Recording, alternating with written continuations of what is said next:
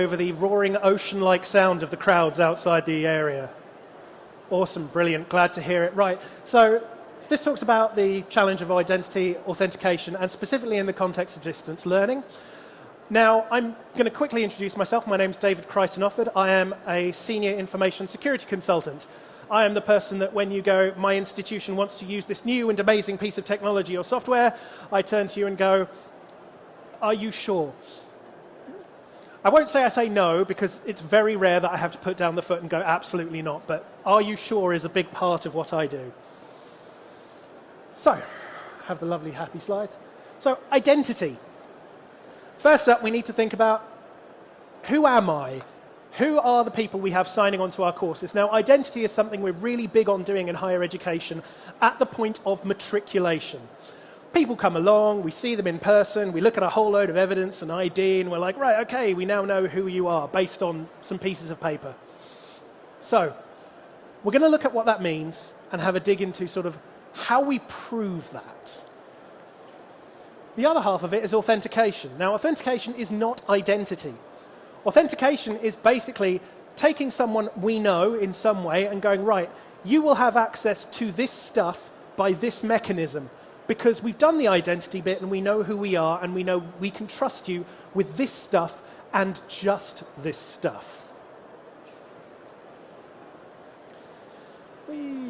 So, learning, identity, and authentication. We'll start with Danov, who's my little friend here.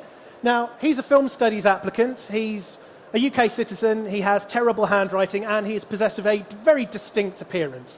He likes to dress as characters from classic B movies, such as Manos, The Hands of Fate. So when he joins our distance learning course, what we need to do is prove who he is and make sure he has access to the stuff he needs and not other people. Now, the way we do this is, in the first instance, we have this lovely flowchart here, which is just a big mess of stuff. Now, this flowchart is built in part from the guidance that was produced by the government 6 years ago now, when they were still using CESG rather than NCSC, the National Cybersecurity Centre. And they had a brilliant piece of guidance going, verifying the individual. So you start with a person. This person goes, I am this person. They claim an identity. Danov says, I am Danov. Now, Danov will provide evidence of this. He will provide us third-party evidence. He will provide us his bills, his passport, his shoe size. He'll literally leave his shoe on the desk if you really want to use that as a way of validating who he is. And based on that, we have to ask several questions. The first obvious one is the evidence valid? Now, if you were handed a passport, could you honestly, and I'd love to see a show of hands here, could you honestly look at it just yourself and go, this is a real passport? Not one. Good. That level of overconfidence frankly scares me. But we have other things as well. We look at signatures. Yeah! How many of you are really like inverse on how we analyze handwriting? None of us. None of us are. So we have to build up a level of trust in what we trust and why. Documentation is important, but we need to know its provenance. And we need to build in processes where we go, we trust these documents because they come from an organization that does these checks in more detail for us. This is why we like passports, why we like driver's licenses, why we like bank letters, even though it's really easy to mock one up in Adobe. This is what we look at. So based on that, we then go, does the identity exist? Is this actually a real person at all? Sounds like a stupid question, but actually a relevant one. And based on that, does the evidence actually relate to the person that we've been told this person is? Does it match up? Does the photo in the passport look like someone entirely different? Well, that might be an inconsistency that even we can see. And so we work on that and we build it. And we build a picture of who someone is. And at this point, we've not used any technology. This normally happens within your HR function, within your organization, and you're trusting them to do right by it. Or in some organizations where you push that onto line managers and whatnot a bit more, they provide all of that information, stamp it saying, yep, I saw it, that's definitely the original copy. This, from the concept of distance learning, gets really scary.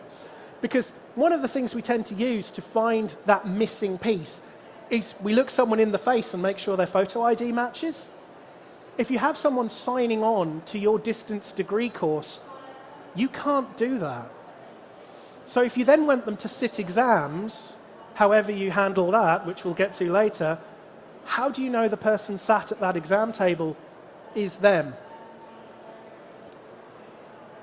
So we have issues with identity. Now, identity evidence has value, and we base it on several points. How much verification did they do for you at the front end? So, yeah, like I said, passports are great because the government's really, really good at making sure that they've got someone else to sign off that they know who they are, they have to be an upstanding member of society, all this kind of stuff. That's awesome. That's a whole load of work that they do that we don't, which is why we put far more trust in that. Do you trust them as an organisation? Well, that's a very personal choice regards your organisation. You will have different feelings about different organisations than others will. So, for example, if you think that bank letters are really easy to mock up, you may not trust them that much. But they're useful for showing that someone has a postal address, for instance. So, for low-level stuff, you're happy to take that. How easy is that evidence to tamper or forge? Now, that has to be tempered with the counter question, how would you know? It's tricky. This is one of the hardest ones. So things like passports and whatnot, a lot of work goes into making sure they have those holographic bits on them, that they have all the extra stuff. You can actually go back to the passport authority and go, this person has come to me with this passport. Does the number and like photo match up and stuff? So if you want to do checks on really high level identity documentation, you can. And yeah, exactly that. Could you contact the issuing authority to check the stuff? So does the evidence prove that the identity exists? Yes, great, awesome. We know that they're a person. That the person in front of you is definitely that person? Brilliant. We have secured an identity. We know that Danov is Danov. He's signed up for the course. Wonderful. So we then come to authentication. Because all your students need access to stuff. And you want to make sure that they only access the stuff they should, and other people don't masquerade as them to access that stuff. So how do we know Danov is still Danov moving forward? Well, we use factors of authentication. So this is true both online and in anything else. So we have simple things. We have agreed secrets. Now this works digitally and non-digitally, at range and straight up. So you have logins. Hey, you've got a username, you've got a password, you've got passwords, personal identification numbers, personal details, your security questions. What's your mother's maiden name? Who do you know? What's your dog? Where did you grow up? Stuff that you can blatantly crib from social media. Please don't use those. You have tokens, you have cookies. These are things you give to them that are basically just a huge hash of numbers and whatnot that they can then use. And that's really useful. So, knowledge, it's just stuff where you go, I know the thing, therefore I am still this person. Because we've agreed that I'm this person on that basis. Wake up, there we go. So, possession, not the kind where people talk in tongues and that kind of thing, but actually stuff people have. So, we have mobile devices. If you can regularly prove in the first instance that that person has that mobile device, when they log on, you can consistently go, we can use that as a way of showing they are still who they are. RFID chips, you can have ID tags that you have to use for stuff at work, which you have to look after. You can embed them in your staff and students if you're particularly weird and tyrannical about it. That's the thing now. You can microchip stuff. You can have dedicated hardware tokens. You can have UB keys. You can have smart cards. Or you can literally have physical keys, as in you have access to the shed where we keep the sports equipment. There's the key. So something you have.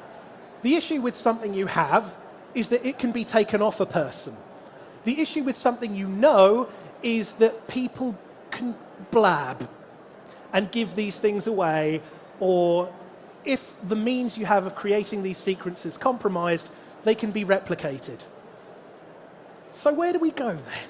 Well, I don't know. Let's have a look at something a bit more fun.